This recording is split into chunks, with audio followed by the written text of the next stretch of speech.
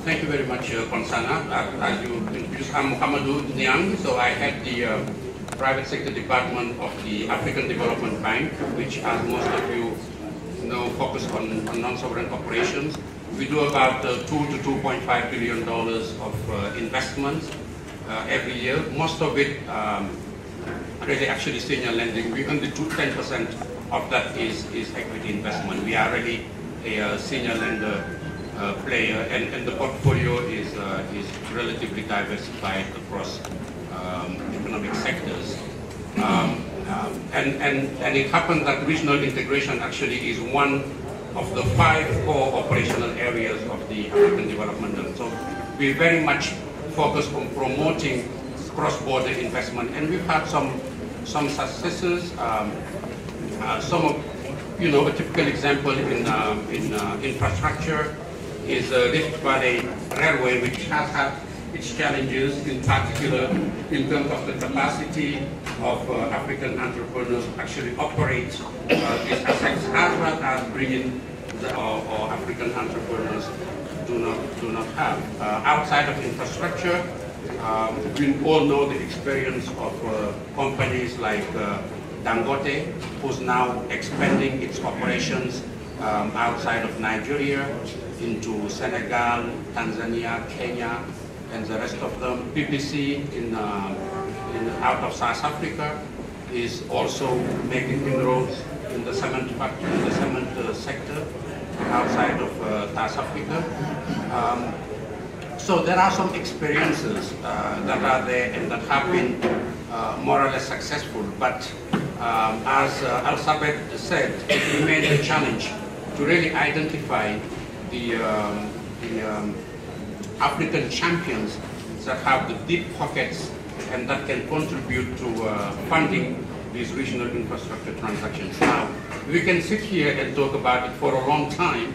The situation will not change. So I think our challenge is really to find the ways to resolve this situation. And in my mind, there may be 2 things that we need to consider. The first one is maybe revisit this idea of PPPs and the role that private sector play vis-a-vis governments. As most of you are aware, African governments have, or African states and economies have extensive, in my mind, borrowing capacities that is not being used now, and in my view, that is being constrained for the wrong reasons. We take the example of Nigeria. Nigeria's debt to GDP is 15%, and yet Nigeria cannot really borrow so much money in the international market because there is this perception that African countries had an issue with debt a long time ago, so we don't want to go back there. Well, at the same time, you take a country, and if pick anyone, Greece, Spain, Portugal, France, USA, their debt to GDP ratio is, in the best case, US is about 90%. In the worst case, Portugal, you're talking about 150 in Greece too. So my point is, maybe we need to reconsider this issue about the capacity of African governments to borrow more money, especially to put in cash flow generating assets like infrastructure that we're talking about. Because once they're able to do that, they can now pump, or how do you say that in proper English, prime the pump, and then make this investment and then bring in private sector at a later stage. How? By going outside of infrastructure, in my mind, and doing things like listing some of these infrastructure assets. A country like Ethiopia, in some areas, one of the transactions that we have been working on is a cement plant in Ethiopia. This cement plant has more than 2,000 investors out of capital markets. My good friend Amadou Hot mentioned in his speech this morning the example of Senegal Telecom, which has a broad base of individual investors out of the Abuja stock market. So my point is, once the government primes the pump, then they can list some of these infrastructures and have a broad-based set of investors. So, and the idea here is, rather than looking at it as African champions with deep pockets, that can invest in large transactions, maybe start thinking about it as a broad base of individual investors, each with $1,000, $2,000. Maybe that will help resolve some of the issue. And my last point here is that we really need to be a little bit realistic in the sense that not only is the money required for infrastructure very large, at least larger than the capacity of individual African entrepreneurs, but these individual African entrepreneurs have opportunities outside of infrastructure that are much more, let's say, profitable for them, that require much shorter investment time spent. So the incentive to invest in the concession over 25 years is very much limited. So that would be one proposal that we may be looked into in more detail. Mouhamadou, let me just push back a little bit again. You see, I think going the same way of size. My fundamental argument is that there is nothing in life where people will not look at your track record. That does not exist.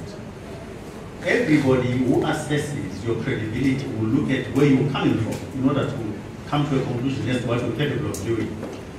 So why don't we, as a continent, I understand the borrowing capacity, absolutely factually correct, but why don't we start with what we have, the resources we have, the capacity we can access, and the then correct size that the opportunities that exist for us to demonstrate, more importantly actually, to ourselves, not even to third parties, demonstrate to ourselves by looking at projects we can digest, where the resources we have are actually quite adequate, and execute on that. And then the rest will follow. No, thank you. I totally agree. From a national point of view, I would totally back your approach because at the national level, there are several small infrastructure transactions, a 30 megawatt power plant, a transportation project, several examples that fit the investment capacity of local entrepreneurs. And I agree with you that it is important that we start there and promote investment by African investors. But when we talk about regional projects, then the problem becomes a little bit compounded because there are very few regional, by definition, very few regional infrastructure projects that are of the size that can be digested. The second thing is that besides the investment funds, one thing also that Al-Sabar mentioned, which I think is key, is also the possibility, even prior to investment, is to be able to develop transactions and maybe have a seat at the table when funding stage arrives. And this is putting in development capital money, which is usually of a very small size in relative to the transaction size. You know, a $1 billion transaction in terms of infrastructure will probably require something in the vicinity of $25 to $50 million to develop at up to a bankable stage where you can actually raise the funding. In those instances, as we do, you know, we involve in 2 or 3 investment vehicles whose sole purpose is to actually develop infrastructure projects. In those areas of patient capital, yes, you can have African entrepreneurs participate, as in the case in these 2 investment vehicles. But for regional transactions, I'm afraid that we will need to find some innovative ways to involve African entrepreneurs. Doing business in Africa, you can't afford to be without Africa Investor.